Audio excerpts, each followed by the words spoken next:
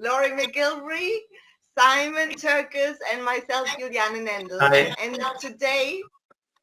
today's topic, we're going to be talking about a topic a lot of people are quite familiar with, and it's dissatisfaction, and how dissatisfaction can actually be a good thing. So we're gonna hear stories how to switch over from dissatisfaction into satisfaction, and Laurie's gonna share with us a story how she had to actually refocus her own mindset on a better outcome to get there. So Laurie, are you willing to share with us that story, how how your mindset changed from growing apart to growing together? Because you have wonderful experience on that in terms of relationships, and I think this could be a help for many people right now.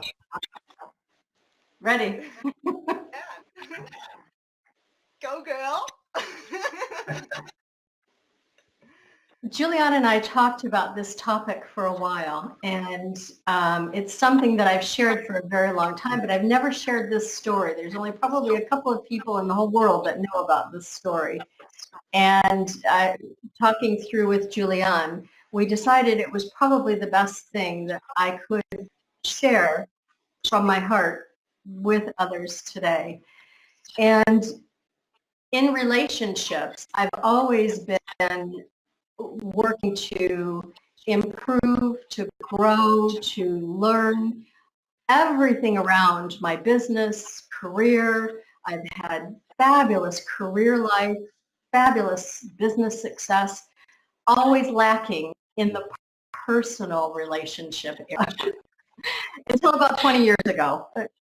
And we'll get to that in a minute. I've had the most amazing relationship with my husband for the last 20 years. Taking you back a ways, in my younger life, I had a lot of abuse in life. I had 3 times I threw it of being with someone for a very long time. First one, my daughter's father was 3 years, and I said, no more, I'm going to be dead. It was highly abusive. I found myself pinned in the corner with off the floor by the throat. And I grabbed my daughter and I ran out the door with my handbag, and that was it. And said, life, this isn't life. I had left 2 times before that, and with the promise of working things out. And the 3rd time I said, maybe if I stay any longer, and my daughter is not going to live with this kind of abuse. And roll forward, it ended up in another relationship of being thrown across the room. Probably, I don't know if you can see how far away the board is back there, probably from here to there. It was he was a large man, he was in construction, super strong. One day threw me across the room and I landed on the stove in the kitchen, and my daughter was there. Again, grabbed my things, grabbed my daughter, grabbed my handbag, and left. I lived in Colorado at that time and went to the mountains to stay at a hotel and get my head together. And I decided that I was done. I had to leave that relationship. Otherwise, I would be dead or very severely injured in the future, and I didn't want my daughter in that. And so spent a long time single and raising my daughter into teen years, and I loved Colorado. That was my heaven, my piece of heaven on earth. And I had always wanted to go back there, but went back home a couple of days later and said, this clinched. I'm about 5'3", and he was over 6 foot tall, big guy. This clinched. Let him know, if you ever come near me, touch my daughter, harm me, say the wrong thing the wrong way ever again, you're dead. That's all it took. and he left me alone from then forward. And my plan was to get back to Michigan, get back my family, get my daughter back around my family. And that was what I focused on and did whatever I had to do to keep the relationship in a as calm as possible until I was able to get back, get myself into working again, start a career there, and left with my daughter. So, Laurie, let me ask you. I mean, you are a very strong character, and it shows also in your determination, like in your relationships. I guess you were very determined and a power woman, I guess. Why did it take you so long at that time? I mean, we're talking about long-term relationships. Why did it take you so long to break out or to break free? Probably several reasons, Julianne. One is I was always raised with you do whatever it takes to make things work.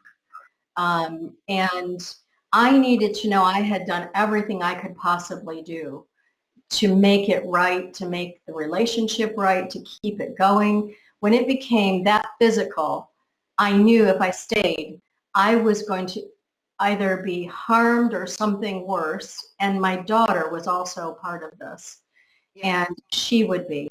And I did everything I could possibly do. I couldn't change the other person. There's nothing you can do to change the other person. They have to do that themselves. Okay. And the other thing was what you're focusing on. That's the biggest part of it. What are you focused on? And you were obviously very much focused on growth, right? Your mind was Completely. like I growth mean, mode. And absolutely. I went back and, my life, I got my business and life and career going again as soon as I've never worried about will I be able to take care of myself. I've never had that. I've just never had that. And starting over so many times and got out to Colorado because of the major recession that was going on in Michigan. That was what ended up taking me out there. Sold everything, and the sign on the side of the road said, last out between, going from Michigan to Ohio, last one out, turn out the lights. so, I mean, this is So a I knew that I could restart my life again with no problem. I had that confidence. And it's a perfect example that even though you were talking about times of recession and obviously circumstances and conditions external wise were not optimum Yeah, yeah. conditions, but where there's a will, there's a way, right? And you don't look back. If you're hanging on or thinking back here, you're never going to be able to go forward. If you keep bringing all that with you, you might as well just put some rocks to your legs and just keep piling on weight. You're never going to be able to take a step forward as long as you keep bringing all that with you. The thing I was doing that it took me a long time to work out, I knew that I didn't want, the first relationship, there was massive alcoholism. And I didn't understand that. I didn't understand the abuse that can come along with alcoholism. And, there would be days that he would just disappear for days and not come home, and then come home and start a big old ruckus. I didn't understand. I didn't know those parts of things of life. And I just kept thinking, what am I doing wrong? Why doesn't he want to come home? What am I, I have meals cooked. I'm doing all the things I'm supposed to do. And not understanding that you can't change someone else. It's his paradigm. It's their paradigm. It's something they had in their life that created their life to be this way. And for whatever reason, I look back now, I have no feeling about it of any negative. I have no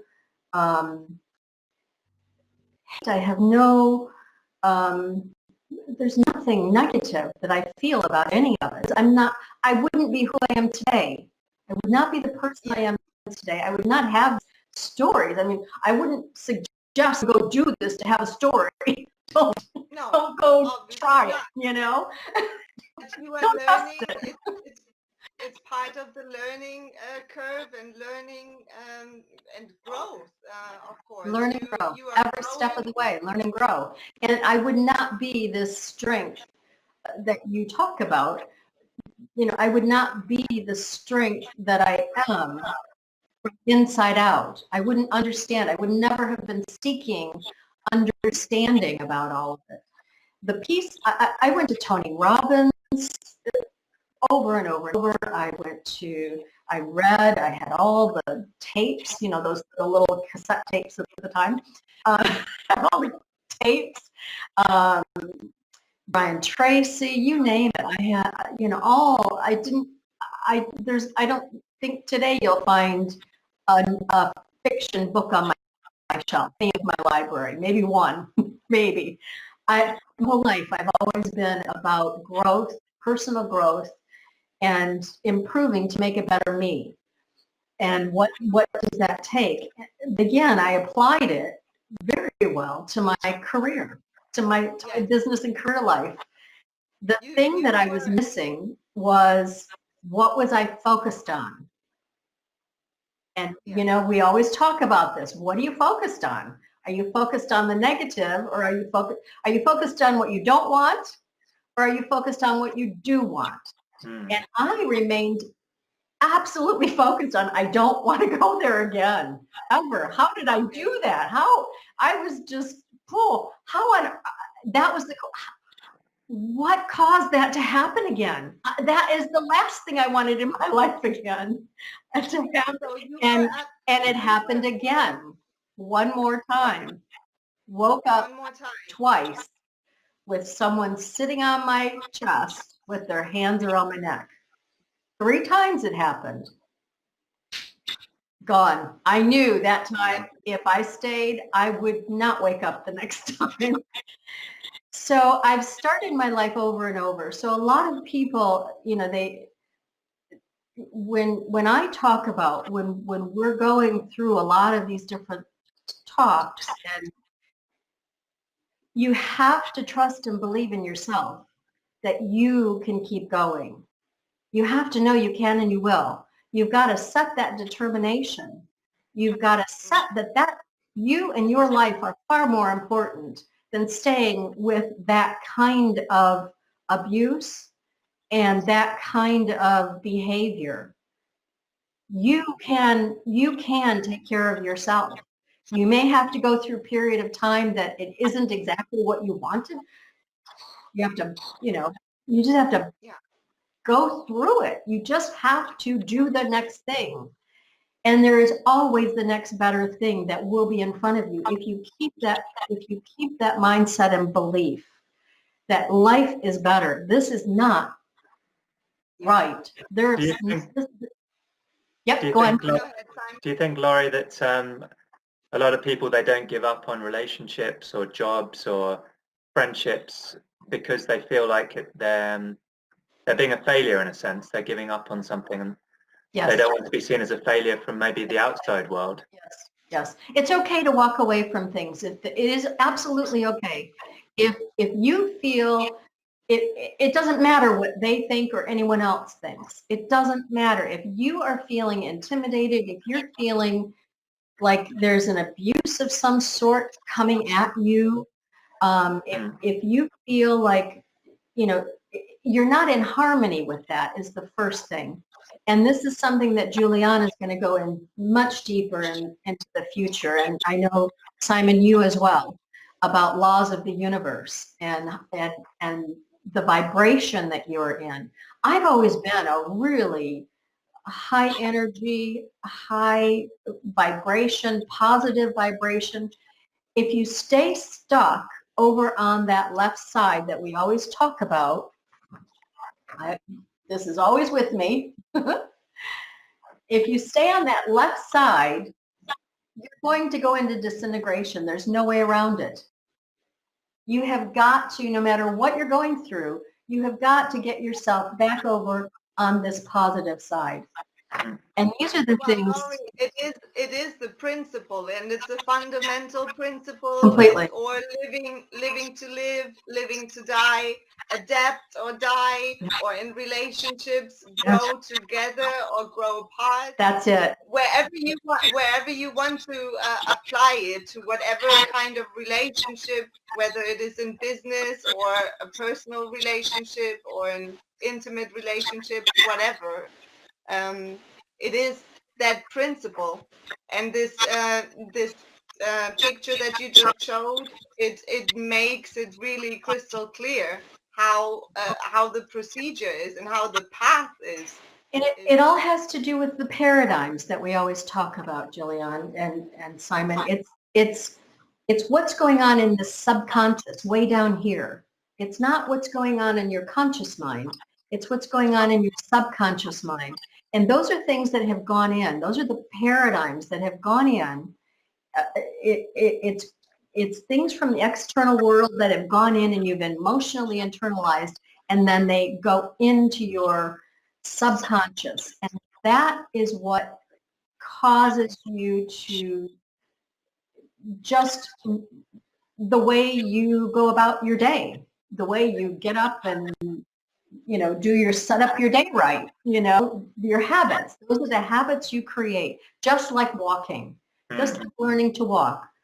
If I do this little example, I have people stand up, take 3 steps forward, take 3 steps backward, sit down. You can do this later after we're done with our 30-minute mastermind. What did you have to think about in doing that? Standing up, take 3 steps, come back, sit down. The only thing you had to think about was 1, 2, 3, 1, 2, 3, sit down. Everything is going on inside of you that you don't even think about it. I mean, we're on the phone, we're walking, we're talking, we're whatever. We're doing 50 different things at one time and not even thinking about it. We're just autopilot. We work on autopilot. So when you're in a relationship, that's what's going on in a relationship as well. Automatic pilot, automatic paradigms that you don't even know are there are happening, and this dance that goes on in a relationship. So what did I do? How did I get beyond all of that to a 20-year relationship that's just... You were so successful in business, and yet in your private personal life you were craving something bigger and better, but yet not managed really. The balance. I was looking, the life balance. And you were known for setting up dynamic teams in your corporate work, weren't you? Hiring thousands of people in periods of time that there was 1% unemployment, growing massive corporate. So, and traveling around the country doing it, setting up new sites around the country and helping other sites grow their sites. So I was known as the best there was in the industry in that part of it. So, you still are. Well, thank you. I just do. I just keep moving forward. I don't stop, and I don't do any of that. I don't look for that. I do what I do because I love helping people, helping others. And that's the only thing that drives me. That I am up out of bed every morning. I could not wait for Friday. Every week, I cannot wait for Friday and thinking through the week, what are we gonna share so amazing this week? And what did you do, Laurie, to move into a better, more positive relationship? How did you? I had been through these different times. I had been collecting the things I knew I didn't want. So from the first relationship, I knew I didn't want any alcohol and smoking. I was not. These are my own personal things, okay? So it's up to anybody else what they do. I wanted someone who didn't drink and smoke. And I wasn't quite there with the rest of it. I knew that there were certain things I wanted. I also wanted someone who was reliable, who was okay to work, who was sustainable working, because that was missing a bit in the first one after a while. So I knew some of the things that I knew the things I didn't want, but I knew some of the things things I didn't want, but I knew what I did want.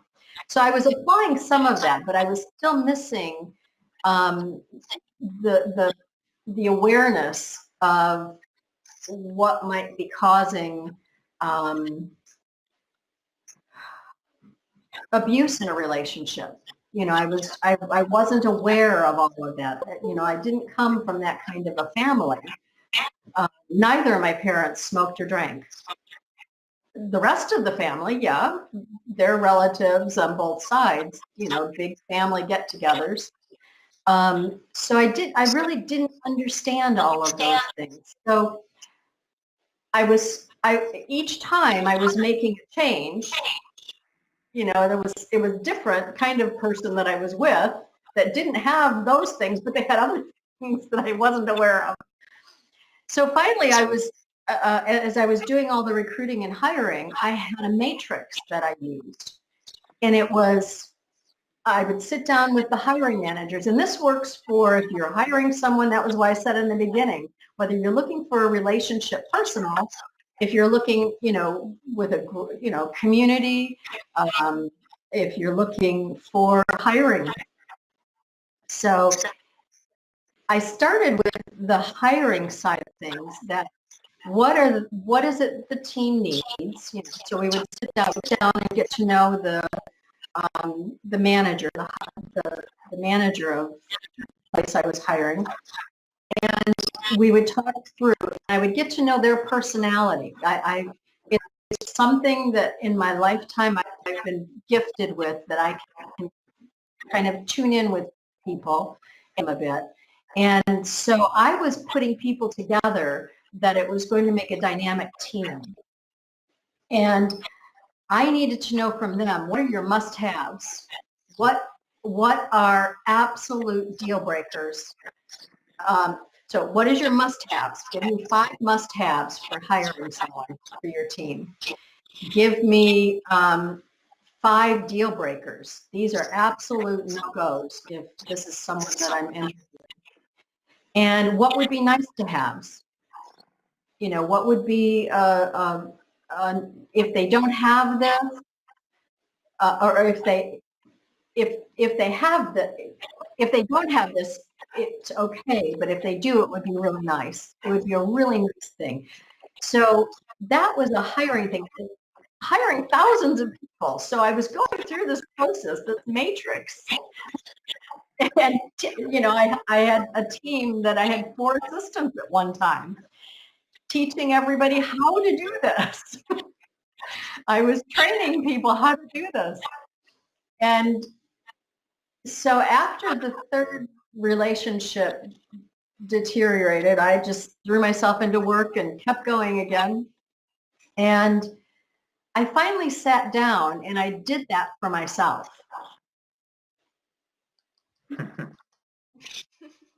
I do learn eventually. And so I had my list. I knew clearly these are the things that someone must have.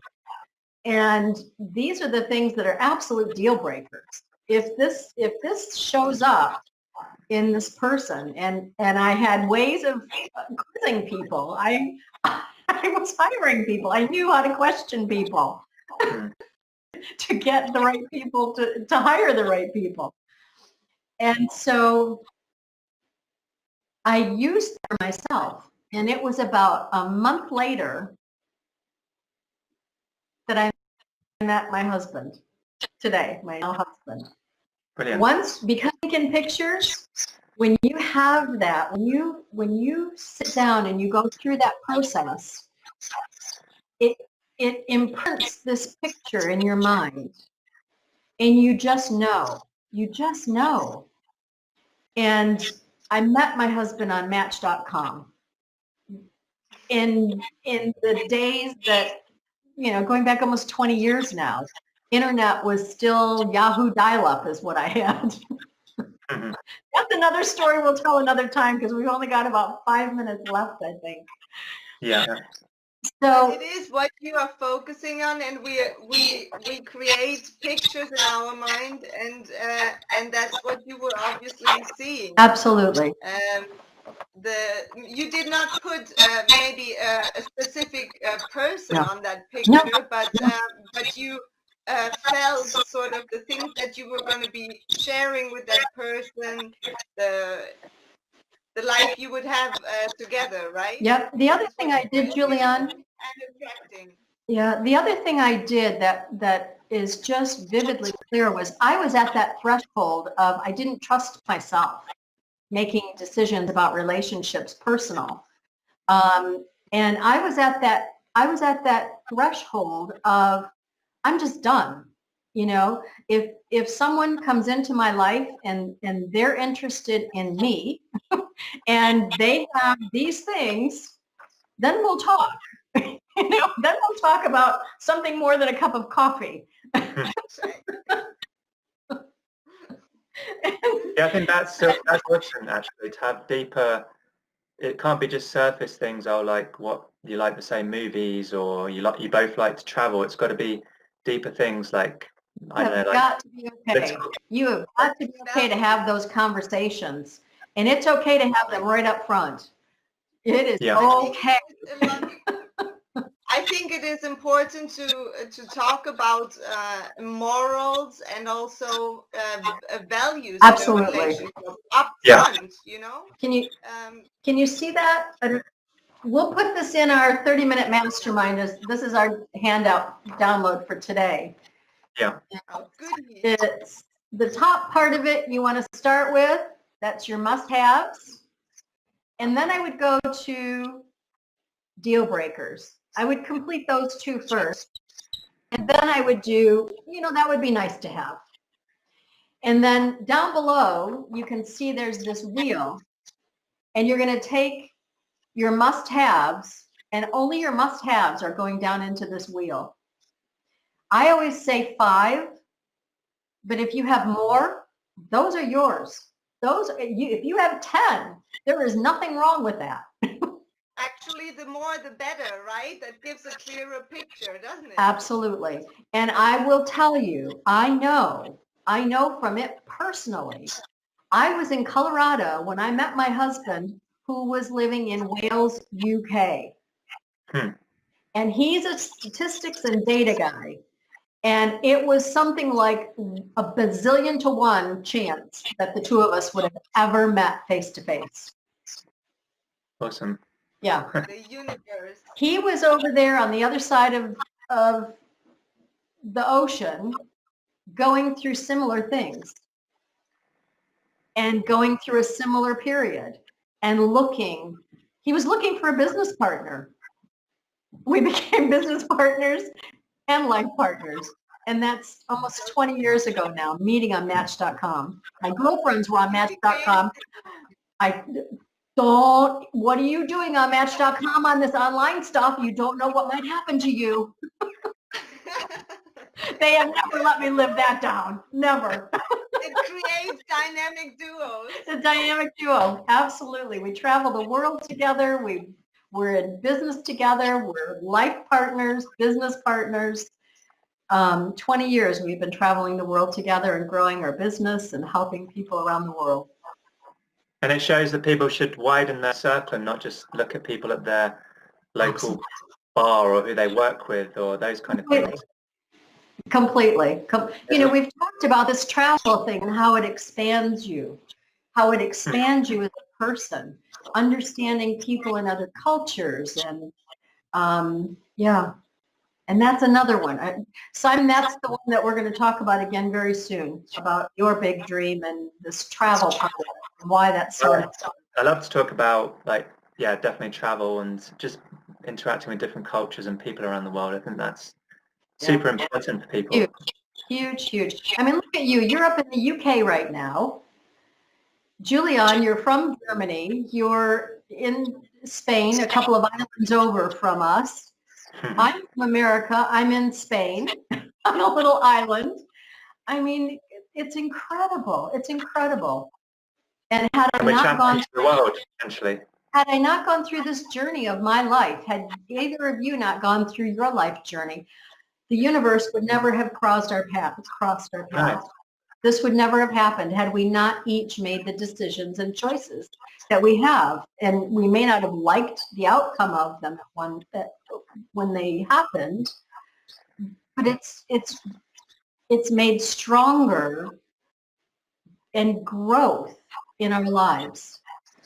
Absolutely. And I think it's always like the universe or whatever you might believe in, the higher force, the collective consciousness, or whatever force. God in whatever way, You know, it will always reward you whenever you say yes to living to live and actually be kind to your own self again. That's right. I had to be kind and gentle to myself because I am a driver.